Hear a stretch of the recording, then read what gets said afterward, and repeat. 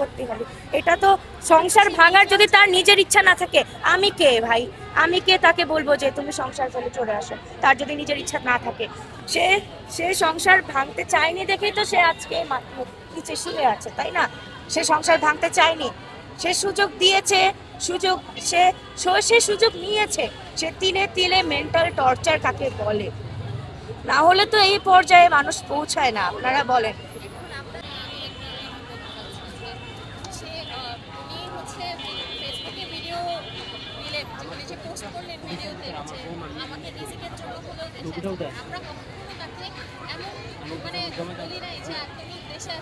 আমার ওই একটা হারিয়ে গেছে। এটা জাস্টিফাইড, এটা দেশের মানুষ যদি রাগ হয়ে এই কথাগুলো বলে তাহলে ওটা জাস্টিফাইড, কিন্তু আমরা কখনো এমনকি যখন আমাদের কাছে খবর আসে, ওর জানা যখন পরে ঠিক হয়েছে, আমাদের কাছে যখন খবর আসে যে ও জানা যায় আসতে চাচ্ছে বা ও আসবে, তার জন্য আমরা আমাদের ফ্যামিলি বাদ আসর জানা যায় ঠিক করে, কিন্তু তারপরেও আমরা অপেক্ষায় ছিলাম, সে আর আসে না, জানা যায় তার কোনো খুব ছিল না। এটা নিয়ে তো শুধু আমরা খুব না, এটা নিয়ে তো দেশের সবাই আমার কথা হচ্ছে রিজিকের সাথে তো আমাদের, আপনারা তো জানেন যে ভিডিও কলে তার নানুর সাথে কথা হয়েছে। রিজিকের সাথে আমাদের সেদিন এসেছিল, গোসলের ইয়াতে এসেছিল, মেকআপকে নিয়ে যখন লাশ নিয়ে যখন আমরা বাড়িতে যাই তখন রিজিকে নিয়ে এসেছিল। দুই পরিবারের মধ্যে যদি এমনই বাজে সম্পর্ক বা ইয়ার সম্পর্ক থাকে, তাহলে রিজিককে আমরা কিভাবে দেখতে পেলাম? রিজিক ওখানে কিভাবে আসলো? আমাদের দুই পরিবারের মাঝখানে তো এত খারাপ সম্পর্ক না যে সে আসতে পারবে না, এই করতে পারবে না, সে করতে পারবে না। আমার কথা হচ্ছে যে পরিবারের মানুষজন তো আমরা ছিলাম, তার পরিবারেরও মানুষজন আছে। সে কেন কারোর সাথে যোগাযোগ করে, সে যদি একবার বাচ্চাটাকে নিয়ে, বাচ্চাটার জন্য হলেও একবার যদি আমার বোনকে দেখতে আসতো, তাহলে কি তাকে কেউ খারাপ বলতো? তাকে কি কেউ কিছু বলতো?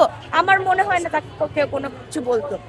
সে যদি চেষ্টাটা করতো, বাচ্চাটাকে যদি এক্সকিউজ হিসেবে ইউজ করে সে যদি দেশে আসতে চায় এভাবে, তাহলে আমরা থামানোর কে? আমরা আরো এখন তো লিগ্যাল গার্জিয়ান তো সে বাবাই, তাই না? একজন মা মারা যাওয়ার পরে একজন বাচ্চার বাবাই তো লিগ্যাল গার্জিয়ান।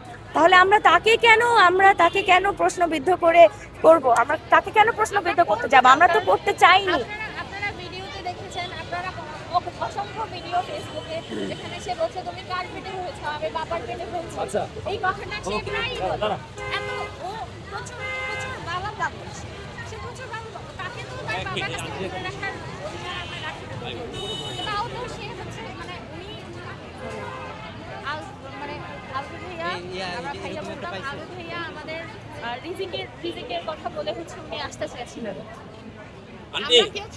একটা কোশ্চেন আপনার কাছে, আগামী 3 দিন পর রিজিকের জন্মদিন, সেক্ষেত্রে আপনাদের পরিবারের পক্ষ থেকে আসলে কি পদক্ষেপ নিচ্ছেন বা রিজিককে নিয়ে আসার চিন্তা ভাবনা করছেন কিনা বা যাবেন কিনা আপনারা? না, এভাবে নিয়ে আসতে না, কিন্তু আমি অনুমতি সাপেক্ষে, এটা তো অনুমতির ব্যাপার, অনুমতি সাপেক্ষে আমি চেষ্টা করব তার পর্যন্ত পৌঁছতে, তাকে দেখতে, তাকে উইশ করতে, তার পছন্দের গিফট নিয়ে আমি যাব, আমি চেষ্টা করব, কারণ ও আমার নাতি, ওর পর্যন্ত আমার যাইতে হবে, আমি চেষ্টা করব, কিন্তু কতটা পারবো আপনাদেরকে আমি কথা দিতে পারি। যোগাযোগ তো বোঝাই যাচ্ছে যে উনি তিথির প্রতি একটা উইকনেস আছে, বা ভবিষ্যতে কি হবে এটা আমরা কিছু জানি না, কিন্তু সেক্ষেত্রে আলভির কাছে রিজিকের কাস্টাডি আপনারা ছাড়বেন কি না? এটা তো আমি বললেই তো হয়ে যাবে না, আদালতের একটা ব্যাপার আছে। আদালতের প্রথম কাস্টডি হলো বাবা, বাবার অনুপস্থিতিতে হলো দাদা দাদি, দাদা দাদির অনুপস্থিতিতে হলো চাচা। 7 বছর পর্যন্ত আইনে যেটা আমরা জানি যে মায়ের কাছে থাকবে সন্তান। এখন তো মা না, 7 বছর হয়নি, যে মায়ের আত্মীয় তো আছে এখন। আত্মীয় আইনের কাছে আত্মীয় কিছু না, আত্মীয় অনেক দূরের জিনিস। না, আইনজীবীরা যেটা বলছিলেন আর কি সেদিন, অনেক আইনজীবী জানেই না, অনেক আইনজীবীদের আছে। এখন আমি আপনাকে সময় সাপেক্ষে আপনারা সবই করতে পারবেন। এখন আমি অ্যাডভান্স আমি বলতে পারবো না যে আমি এটা করবো বা আমি আপনাদেরকে হাজির করবো, এগুলো কিছুই বলা যায় না। ধন্যবাদ। যদি বলতেন, আজকে বিএফডিসি বাংলাদেশ চলচ্চিত্র উন্নয়ন কর্পোরেশনের সামনে এসে মানববন্ধন করতে হলো আপনার বোনের জন্য, কি বলা আছে? জি, এটা দিয়ে এটাই প্রমাণিত হয় যে আমার বোনের সাথে কত মানুষ সংযুক্ত আছে, ওরা আমার বোনকে কত ভালোবাসে। এবং আমার বোন একা নয়। যে আমার বোন একা নয়, আমার বোনের সাথে এতগুলো মানুষ আসছে, নিজে থেকে আসছে, তাদেরকে ডাকতে হয় নাই, তারা নিজেরা উদ্বুদ্ধ হয়ে কয়েক ঘন্টার ব্যবধানে তারা এখানে চলে আসছে শুধুমাত্র যাতে আমার বোনের এই অপরাধীদের সুষ্ঠু বিচার হয় এবং তদন্তের মাধ্যমে, এই কারণে এরা এখানে আসছে। এখন কি বলা আছে সর্বশেষ কি বলবো?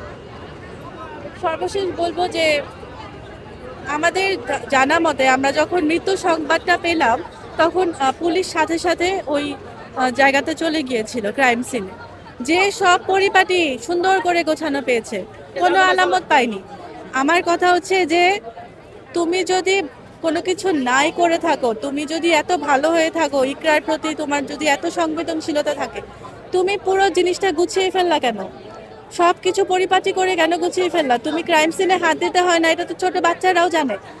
আর ওই যে যে বুয়া, সেই বুয়াটা হচ্ছে সবকিছু গুছিয়েছে, কার অর্ডারে গুছিয়েছে জানি না। ওখানে যে কোনো বুয়া ছিল না, ও ছিল হচ্ছে ওই আলভির মার বাসায়, বাড়িওয়ালার কাছ থেকে আলভির মাকে নিয়ে ওরা, আলভির মা ওই বাচ্চাকে নিয়ে, বুয়াকে নিয়ে ওরা চলে গিয়েছিল ক্রাইম সিন সমস্তটা সুন্দর করে গুছিয়ে। তো এটা হচ্ছে একটা কথা। আর সেকেন্ড কথা হচ্ছে যে অর্ক, যে কিনা অ্যাসিস্ট্যান্ট হিসেবে ওখানে ছিল, সেই অর্ককে কেন ধরা হচ্ছে না? অর্ক তো প্রাইম এভিডেন্স, ও তো রাজসাক্ষী হবে, অর্ককে যেন ধরা হয়। অর্ক আর বাড়িওয়ালার কথার মধ্যে কিছুটা অসামঞ্জস্যতা আছে। তো এই এভিডেন্সগুলো আমাদের কাছে এই মুহূর্তে খুবই জরুরি, খুবই প্রয়োজনীয়, এবং পুলিশকে আমরা এই কথাগুলো বলার মাধ্যমে সহযোগিতা করতে চাই, তারা যেন এই ইনভেস্টিগেশন প্রসিডিওরটা আরো সুন্দরভাবে আরো দক্ষতার সাথে হ্যান্ডেল করে। প্লাস ময়নাতদন্তের রিপোর্টটাও এখনো আমাদের হাতে আসেনি, ময়নাতদন্তের রিপোর্টের উপরে অনেক কিছু নির্ভরশীল, তো ওটাও যেন তারা সুন্দর তদন্ত সাপেক্ষে এটা সুন্দর করে বের করে নিয়ে আসে। জি, এখনো পর্যন্ত আমরা যতটুকু জানতে পারছি যে আলবি দেশে এসেছে, আবার চলে গিয়েছে, এমনটা শোনা যাচ্ছে কিন্তু। জি, এটা তো আলবি ভিডিওতে নিজের মুখে বলেছে। জি। তো আমরা তো ওর কোনো একটা কথা বিশ্বাস করি না, ও কোথায় আছে কে জানে। ওটা অবশ্যই মানে পুলিশকে ভালো করে তদন্ত করে বের করতে হবে যে ও কোথায় আছে এবং ধরতে হবে ওকে। এবং তিথিকে দেখলাম যে নিরপরাধী হিসেবে জামিন দিয়েছে, তার মামলা নেওয়া হয়নি আর কি, সে অপরাধী না এমনটা বলা হয়েছে। তিথির ব্যাপারে ইনভেস্টিগেশন চলছে এবং তিথিকে অতি তাড়াতাড়ি ধরাও হবে। প্রথমে ধরা হয়নি কারণ তো এত কিছু তো সামনে ছিল না, প্রথম দিন কি ছিল না, তো এখন আস্তে আস্তে এটা স্টেপ নেওয়া হবে আশা করি। আপু 3 দিন পর রিজিকের জন্মদিন, জি, এই নানুর বাসায় নিয়ে আসবেন? আমরা চেষ্টা করছি, আমরা একদম অন্তর থেকে চেষ্টা করছি যেন কিছু দিনের জন্য হলেও ও নানুর কাছে ওকে একটু পাঠানো হয়। বাচ্চাটা কোথায় আছে, কিভাবে আছে, আমরা কেউ কিছু জানি না। এটা আমাদের পরিবারের জন্য অনেক আরো বেশি কষ্টকর, কারণ আমরা তো আমাদের মেয়েকে হারিয়েই ফেলেছি, এখন বাচ্চাটাকে আমরা হারাতে চাই না। আপনারা দোয়া করবেন এবং দেশবাসীর কাছে অনুরোধ যে আপনারা সবাই আমাদের সাথে থাকবেন এবং দোয়া করবেন ইনশাল্লাহ।